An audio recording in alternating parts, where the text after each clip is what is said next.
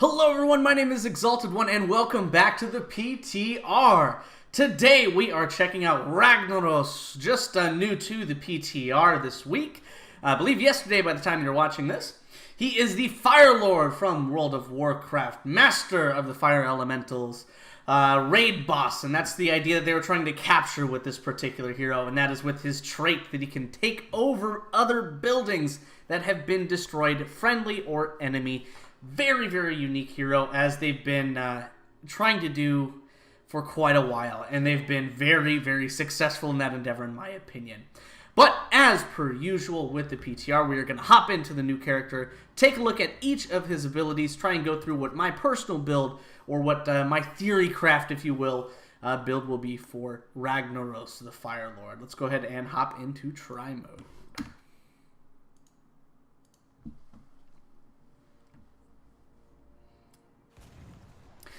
Now, Ragnaros is a melee assassin. So the second one to be entered in for a very short period of time. Varian is both tank and assassin. But very, very interesting in that he does not have a traditional mount. Instead, he has his own unique one, which is just kind of floating on molten rock as you go along the ground.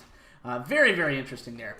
Great artwork and great modeling for Ragnaros. Now, his basic abilities, we'll hit those real quick. Q is Empower Sulfurous, excuse me. And that is empowering his next basic attack and makes it instant. And it deals 487 damage at level 20, and that is ability damage in an area. So not just to a single target, as many of the critical strikes have been and such for recent characters. And you actually do get self-sustain off of that as well. You gain 20% healing. And that is doubled against heroes. So you get 20% on everything else, and heroes you do gain a bit off of that as well. So 487, you get 40% of that. Now, his W, right, what we're throwing down on the ground right there, and that is Living Meteor. Basically a rocket you can call down, and it shoots forward in the direction using the same vector targeting as Alarak, or as Zul's ultimate now utilizes. So you can kind of place this wherever you would like in this particular circle, and shoot it in whatever direction you choose. Has the full distance already outlined there. So you can kind of shoot that forward, and it'll do damage, pretty significant damage actually, in that area of effect during its duration. And that is 164 damage on the actual impact point, and then rolls in the direction that you pointed. 658 damage at level 20 for 1.75 seconds. That can be augmented later, but we'll touch that in just a second. Now, our E ability is Blast Wave, and that ignites us, granting 25% movement speed to either yourself or any of your allies that you can also empower. And then it explodes to deal damage in an area around 228, again, at level 20. So you can hit ourselves, and we can move forward pretty quickly. Helps out for body blocks and the like, because you are able to lay that down and get around your enemies. Now, let's take a look at the talents. Well, before that, his trait, Molten Core. As I mentioned, that does allow you to take over downed buildings only. Now, here in Try Mode, it does let you take over a structure that is still standing, because you don't really have any other way to test the characters. They did update that slightly. What you essentially do is you take over the building and become the Molten Core, full Ragnaros, as you will, in his full form. And that is going to give you 8,762 health, and that burns away over 18 seconds. So the timer that would last for your ultimate does burn down with your health. So the faster that the enemy team focuses you down as a structure, or the longer that you stand there, your health does drop, and you are booted out of that. Similar to like the Dragonite or the Garden Terror, you fall out of that. But here is the full animation for it. You gain 3 new abilities. Explosive Rune at your E. Creates a rune that deals 658 damage to non-structure enemies over 1.5 seconds, and damage increased by 25% versus non-heroic targets that are not structures. W, Meteor Shower, same vector targeting, hits in 3 different areas. We'll go ahead and hit our cooldowns real quick, just so we can exemplify this again.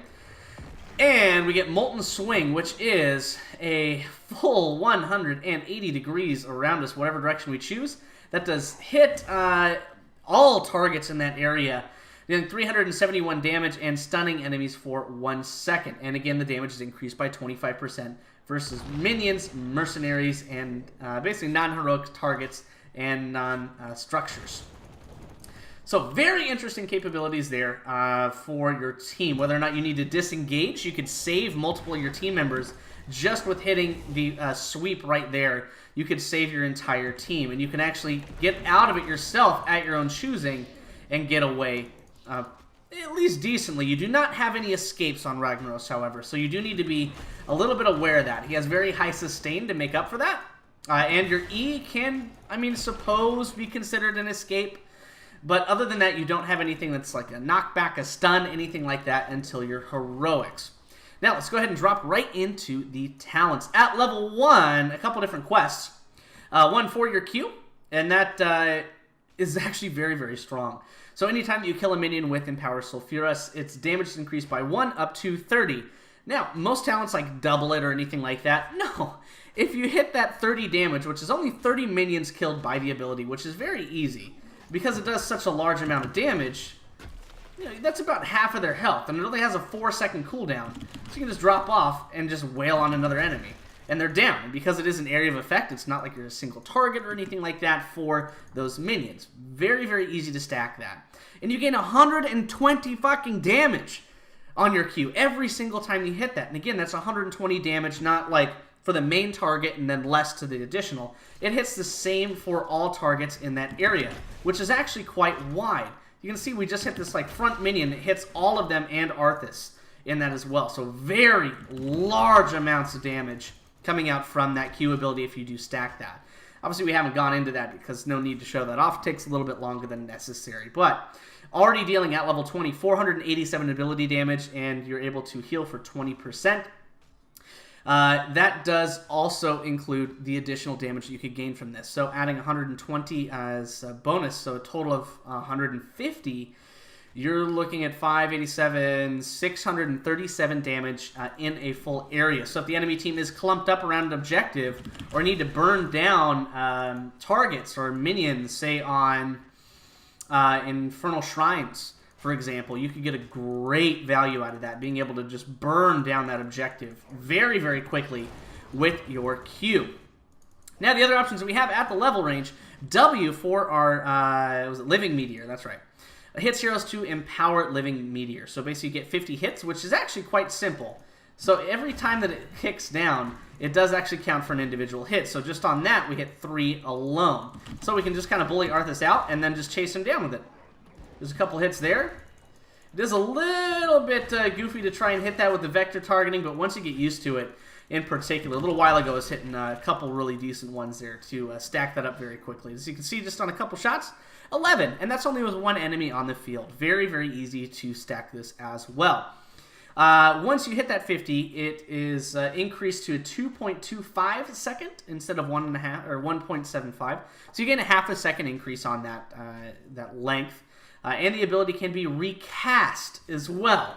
So let's go ahead and stack these up really, really quickly. So obviously we have cooldowns off, so this is not how fast this would go for you, because that would be a little bit fucking ridiculous. But we are already at 31. We're going to kill Arthas here, I'm sure. There it is. Let's go ahead and refresh these forts, make sure that we get some minions out and whatnot. Don't need to deal with that at the moment.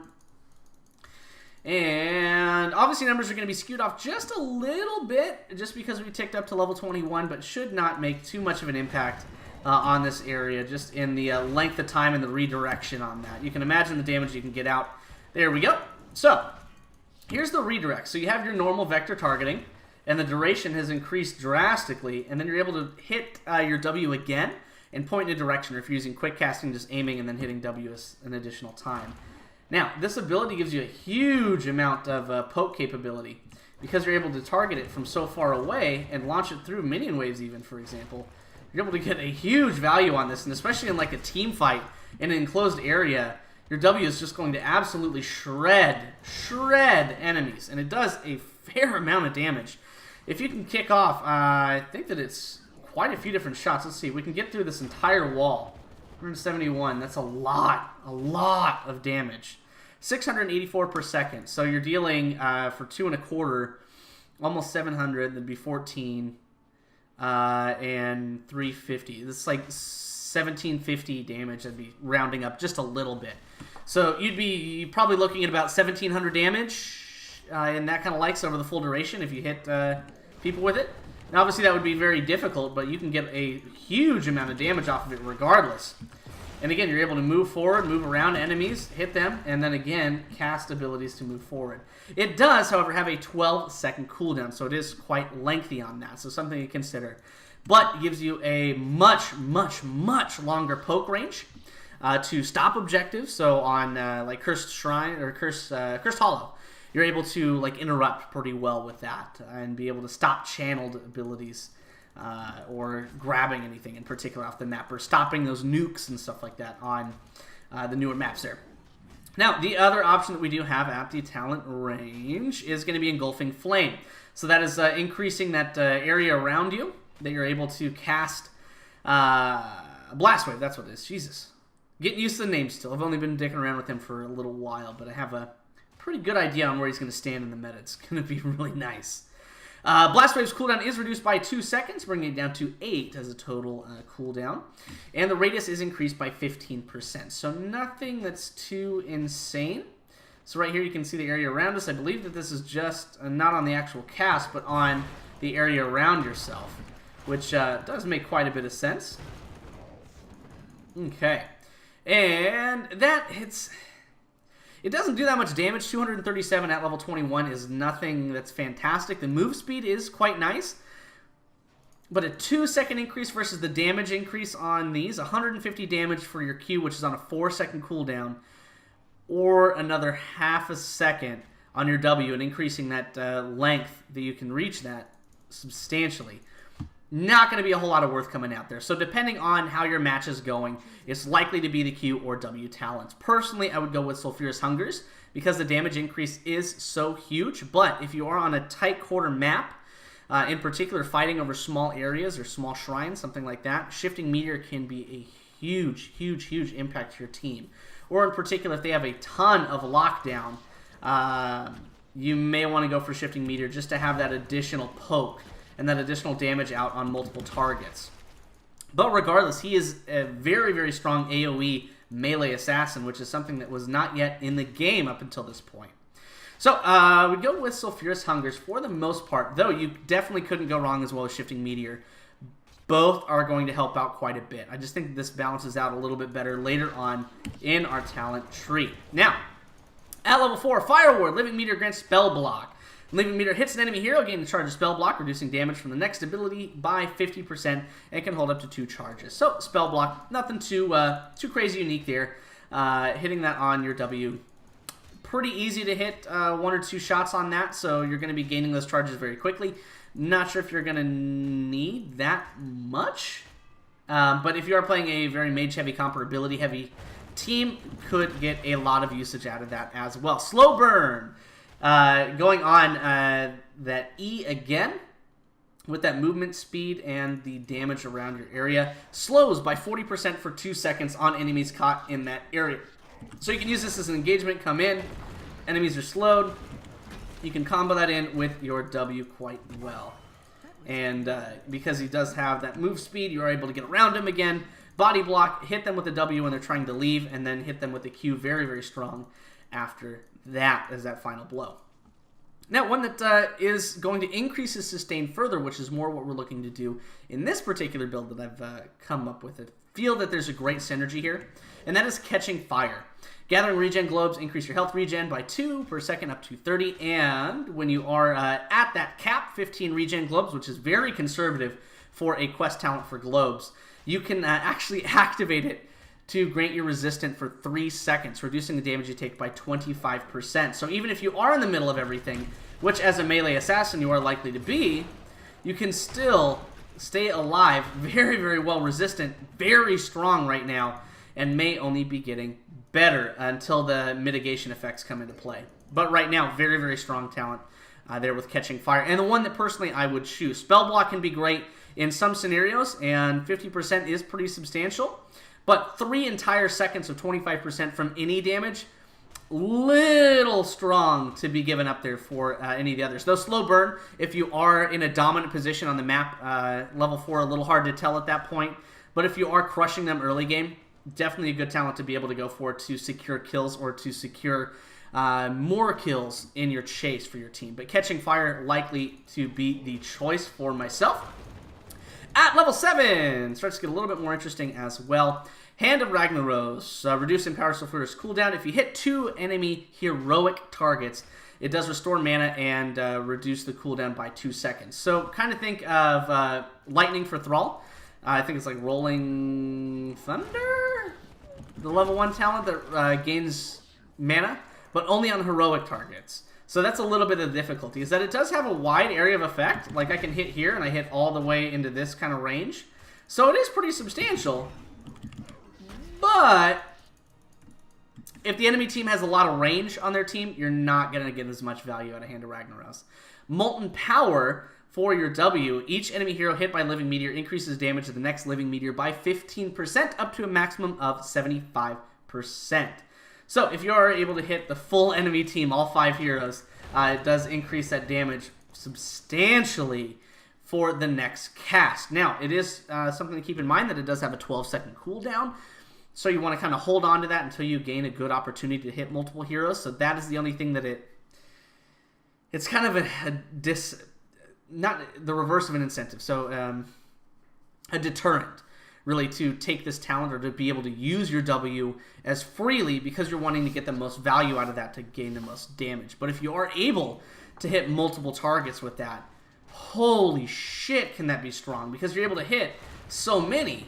And in that case, you would likely want to go with Shifting Meteor to be able to combo through with that. Superheated at level 7.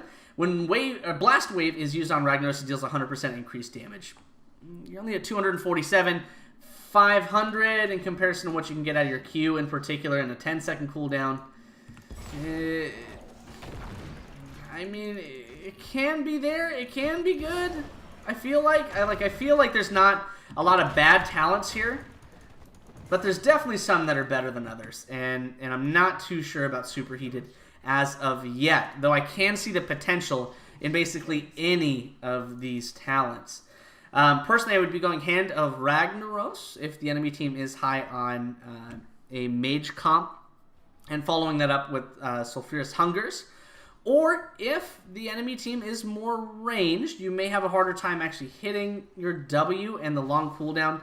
You may still want to go for Molten Power, even if you were going for Sulfurous Hungers at this level range. So Sulfurous Hungers, Catching Fire, and then Molten Power. And that is increasing your poke damage, increasing your burst potential with your Q, and overall increasing the damage that you're able to put out. And you're able to chase down Arthas here, hit that damage, and that would be not off a cooldown as of yet. But we would still be stacking this pretty substantially, and it hits a very, very large amount at level 20 even when you hit that cap. Now, at level 10, his ultimate's pretty fucking unique. So Sulfurous Smash, not as much. So very, very large area around us. Huge damage potential. If you are able to hit the target in the center, it deals 1,409 damage at level 22 to targets in the center. But still, those caught on the fringe are dealt 470 damage on a very short delay, 0.7 seconds. So the enemy is barely able to have any time to react to that by the time that it's going to hit them. Extremely, extremely strong. Let's go ahead and refresh the forts. On the other hand, though, Lava Wave is probably one of the most unique ultimates that's been in the game as of yet.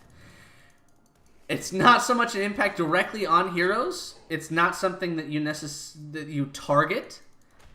Doesn't take a real ability to use it. It's more the placement, the timing, the area, and the deep push on lanes. It's so good. So Sulfurous Hungers, Catching Fire, Molten Power, Lava Wave. Now what you do is you target a particular lane, and it travels down that lane, dealing 816 damage per second to non-structure enemies, and instantly kills minions. Damage is increased by 100% versus heroes. Now, look at Arthas melt. Absolutely melt. And it burns out any and all minions that were going to be in the way. So think later on in the game where, maybe you've lost a keep, maybe you've lost a fort, anything like that at all. We're able to de-push lanes. The value of that, we're able to push down lanes so substantially with only a 100-second cooldown at any point in the game, you're able to move that and push that very, very deep into the enemy team. Now, right here, we can try and... Oh, nope. Oh, Marthas's damage mitigation. Very good here as well. But you can see the potential of that. In particular, later on, at level 20, you can gain a second charge of that. So Lava Wave can be very, very strong. In particular, on large maps, you're going to be able to get a value out of that very, very well. And I think that it does not kill mercenaries, but it does deal a substantial amount. 816 damage is nothing to sneeze at. And that, for the most part, would kill a large amount of enemies. And think in particular on Brax's Holdout, the power of Lava Wave. You could have an entire objective, and at level 10, he's able to de-push a majority of that wave and negate almost a large portion, if not all, of that objective for the map, which is absolutely insanely powerful. But for most maps, you're maybe not needing to push or anything like that, so Fear Smash a good option. Though Lava Wave, I feel, on some particular maps, the larger maps, and for both of the new StarCraft maps, for both Braxis and Warhead Junction, would be extremely, extremely valuable. Now, at level 13, Cauterize Wounds is another augment on our Q ability, which we've been building towards. So it heals you for an additional 60% of the damage dealt to heroes over 2 seconds. So again, increasing your sustain by a very, very large margin. So see, we can just kind of tank this a little bit here, wail into him, and we just dealt a bit of damage and healed for a large amount. The numbers blocking themselves, 215 just on Arthas, and I believe we gained 46 on the minions behind that. So we are gaining the damage from our Q at level 1, and that is going to increase our sustain again. So the balance that you have here is you could reduce the cooldown if the enemy is there, and you're able to sustain so well. Every 2 seconds, able to hit out that damage, which is quite substantial in its own right. We haven't even stacked it up all the way, and we're at, 548 at 223 is not an insane amount, but considering that you can do that every 2 to 4 seconds, depending on the talents that you took, very, very strong. Definitely would suggest that at level 13. The other options, Tempered Flame, Blast Wave damage gives shields 100% of the damage. Now, if you haven't modified that, 257 damage at level 23. It's a shield, yes. It's a very small shield.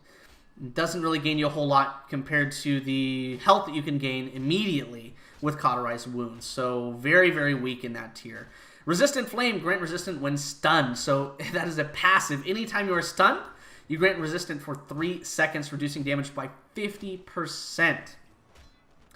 Which again, it could very, very, very well increase your sustain and give you a great option on survival if the enemy team is heavy in stuns. And I think that one of the best parts of his kit, or the part that makes the most sense, is that he is able to keep himself alive so very well.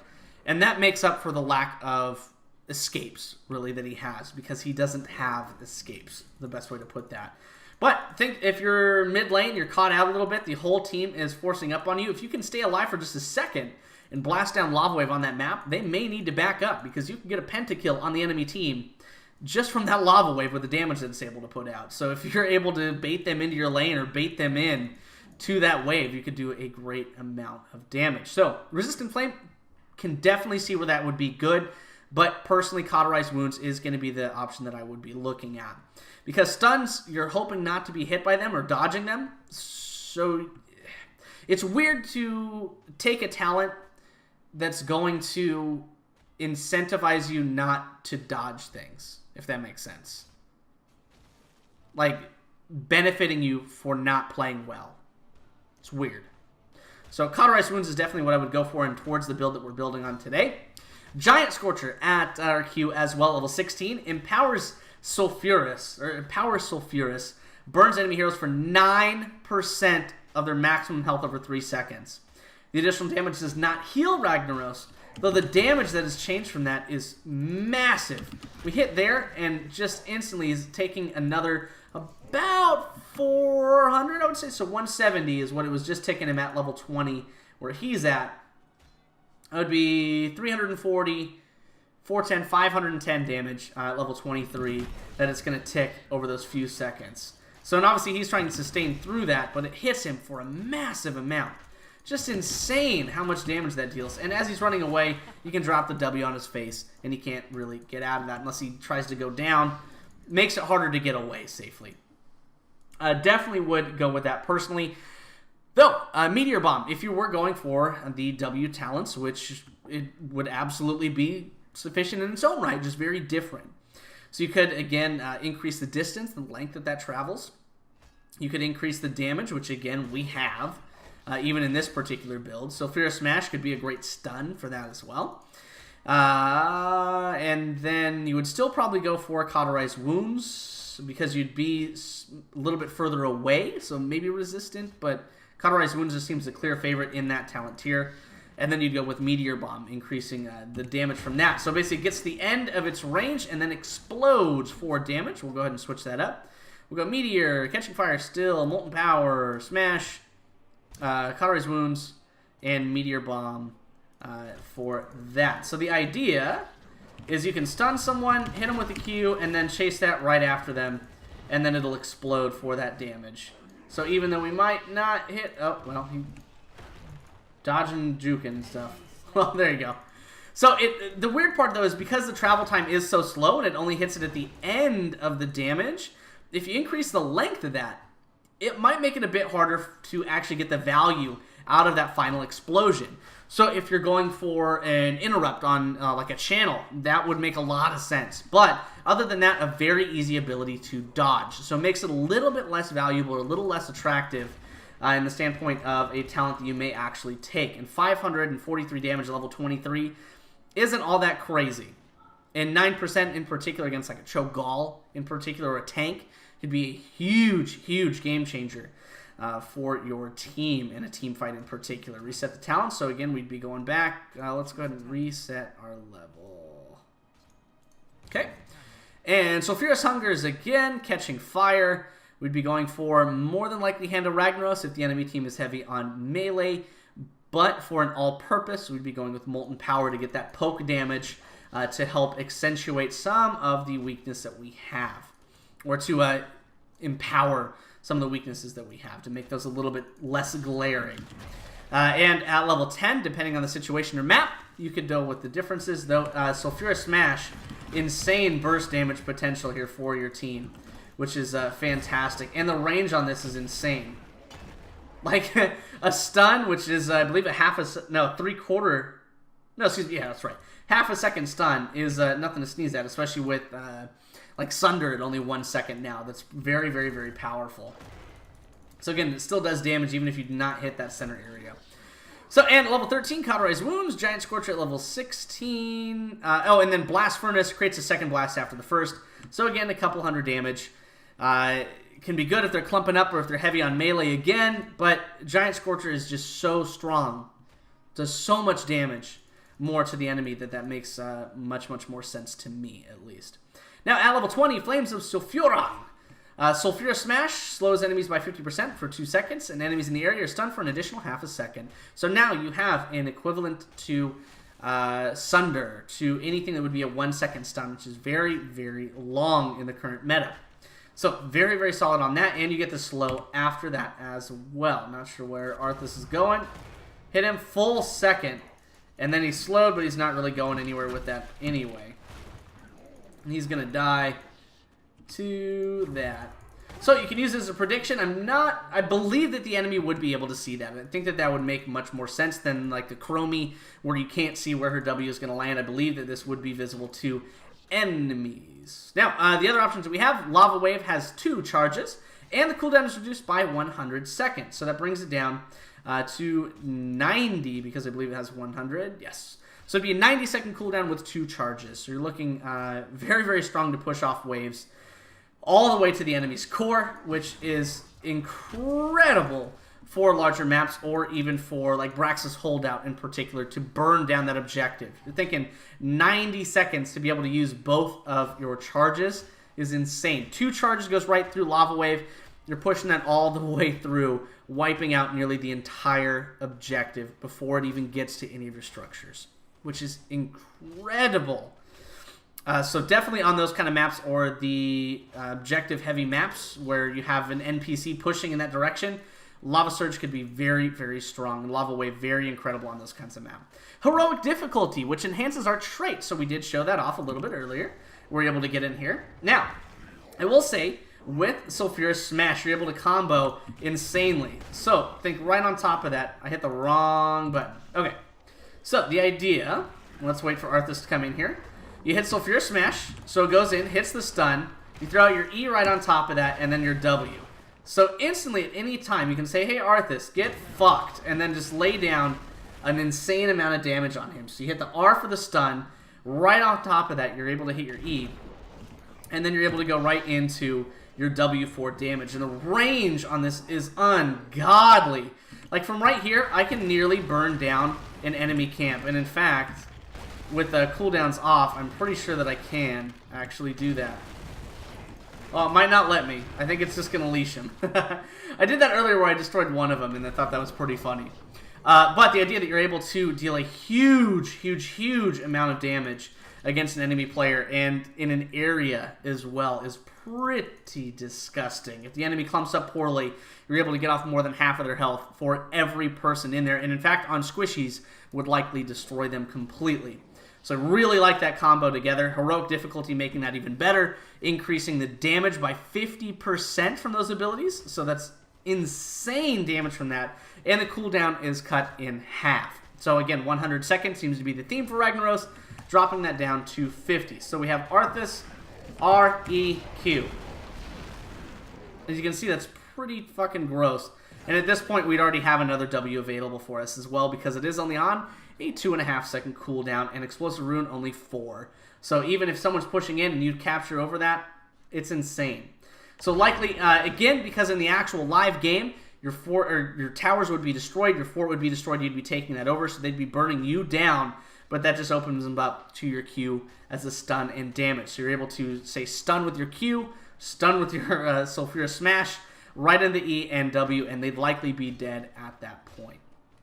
So incredibly strong there. Now, Submerge, the one that I think is the most useful in like a team fight kind of atmosphere, is going to be very, well, not too much unique actually. It's very similar to Dahaka. So Dahaka's Burrow, how they just are changing that right now for his kit where he's able to cancel that. The health sustain that he gains is very, very similar to Ragnaros. So Ragnaros is very similar to Dahaka, I should say. Cauterize wounds at 13, 16, Giant Scorcher, Submerge. So that gives us an ability to go into stasis at any time for 3 seconds. And we gain, at level 20, 1,315 health over that. So I think it's like an ice block, but you gain health as well. So you're able to dodge abilities, cancel it. It has a 90-second cooldown, which is substantial, but a very powerful ability, which is often overlooked, being able to keep yourself alive in those kind of situations. So not the most damaging ability, and there are quite good options at this range. Honestly, any of these could be strong. Heroic Difficulty could help you push further down on the enemy with their destroyed structures, could help defend yourself much, much better because you're able to burn down heroes and help your team in an outnumbered team fight, for example. Flames of Sulfuron, I would suppose, slows enemies and increases that stun. Strong, though, I would feel the weakest out of the level 20s. Lava Surge, increasing your wave clear and that overall push for your friendly team or defense, it would increase drastically. And Submerge, again, in a team fight would be very substantial. Keeping yourself alive is the name of the game for him. And catching fire, you're able to gain resistance. You can go resistant, take too much damage, hit 2 immediately, block all damage that would be happening there in stasis, and gain 1,000 damage, and immediately move after that. Oh, you can cast that on minions. Look at that. That's pretty interesting. Didn't think that that would be available. Cool to learn. Anyway, that is Ragnaros. He is able to do a ton of damage on his Q. And on his poke is very strong as well. So another assassin, kind of like Alarak, where he just kind of waits in the wings for a moment. But when he does get in, when he is in that range of threat, it is insane damage that he can put out. And he's able to just kind of follow you down, and with a very large range, able to hit with Sulfurous Smash, if I can talk. But that is Ragnaros, ladies and gentlemen. A bit of a complicated hero, and I think that his playstyle is going to be a bit difficult to get used to, because it feels like you're going to be in and out a little bit and kind of balancing between hitting the squishies on the back line with the meteor and kind of dealing with the front line with your Q and keeping yourself alive to do more damage on that back line, to be able to push in and to be able to chase with your blast wave and be able to hit them even with range on Sulfurous Smash. So you're able to move in, hit some damage there, hit your Q, and chase it out with the living meteor and do a massive amount of burst damage if you get your rotation right. And he feels very good. He just feels awesome. He feels goofy. He feels like that weird character that you're kind of waiting for, thought that we would have. And he is upon us in the PTR. But ladies and gentlemen, I know these videos are long, and I hope that you get some value out of these at least. I know we've gotten quite a few of these under our belt at this point, and I'm glad that you're able to stick along. If you are new to the channel, make sure to like, subscribe, press all those fucking buttons. You know what to do. And we'll see you all next time in the Nexus.